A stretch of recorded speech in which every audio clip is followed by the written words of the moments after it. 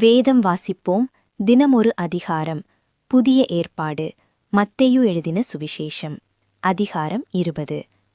பரலோக ராஜ்யம் வீட்டெஜமானாகிய ஒரு மனுஷனுக்கு ஒப்பாயிருக்கிறது. அவன் தன் திராட்சைத் தோட்டத்துக்கு வேலையாட்களை அமர்த்த அதிகாலையிலே புறப்பட்டான். வேலையாட்களுடன் நாளொன்றுக்கு 1 பணம் கூலி பேசி அவர்களை தன் திராட்சைத் தோட்டத்துக்கு அனுப்பினான்.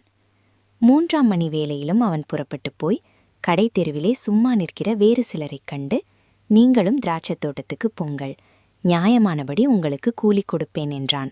அவர்களும் போனார்கள்.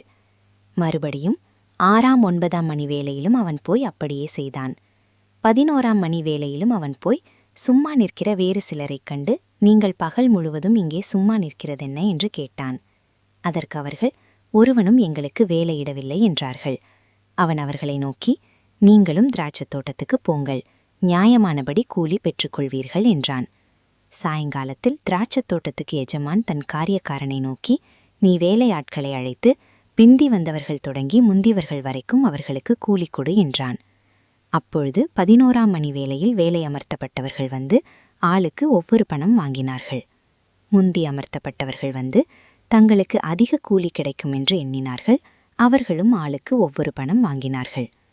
வாங்கிக் கொண்டு வீட்டெஜமானை நோக்கி, பிந்தி வந்தவர்களாகிய இவர்கள் 1 மணி நேரம் மாத்திரம் வேலை செய்தார்கள்.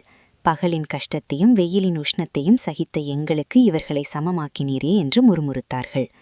அவர்களில் ஒருவனுக்கு அவன் பிரதியுத்தரமாக, சிநேகிதனே, நான் உனக்கு அநியாயம் செய்யவில்லை. நீ என்னிடத்தில் 1 பணத்துக்கு சம்மதிக்கவில்லையா? உன்னுடையதை நீ வாங்கிக் கொண்டு போ. உனக்கு கொடுத்தது போல பிந்தி வந்தவனாகிய இவனுக்கும் கொடுப்பது என்னுடைய இஷ்டம். என்னுடையதை என் இஷ்டப்படி செய்ய எனக்கு அதிகாரமில்லையா? நான் தயாளனாயிருக்கிறபடியால் நீ வன்கண்ணனாயிருக்கலாமா என்றான். இவ்விதமாக முந்தினோர் பிந்தினோராயும் பிந்தினோர் முந்தினோராயும் இருப்பார்கள். அழைக்கப்பட்டவர்கள் அநேகர், தெரிந்து கொள்ளப்பட்டவர்களோ சிலர் என்றார். இயேசு எருசலேமுக்கு போகும்போது வழியிலே 12 சீஷரையும் தனியே அழைத்து, இதோ எருசலேமுக்கு போகிறோம். மனுஷகுமாரன் பிரதான ஆசாரியரிடத்திலும் வேதபாரகரிடத்திலும் ஒப்புக் கொடுக்கப்படுவார். அவர்கள் அவரை மரண ஆக்கினைக்குள்ளாக தீர்த்து அவரை பரியாசம் பண்ணவும் வாரினால் அடிக்கவும் சிலுவையில் அறையவும் புறஜாதியாரிடத்தில் ஒப்புக் கொடுப்பார்கள். ஆகிலும் 3ஆம் நாளிலே உயிரோடே எழுந்திருப்பார் என்றார். அப்பொழுது செபதேயுவின் குமாரருடைய தாய் அவரிடத்தில் வந்து அவரை பணிந்து கொண்டு, உம்மிடத்தில் ஒரு விண்ணப்பம் பண்ண வேண்டும் என்றாள். அவர் அவளை நோக்கி, உனக்கு என்ன வேண்டும் என்று கேட்டார்.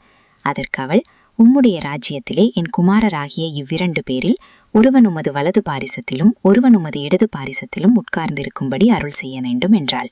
இயேசு பிரதியுத்தரமாக, நீங்கள் கேட்டுக்கொள்கிறது என்னது என்று உங்களுக்கு தெரியவில்லை.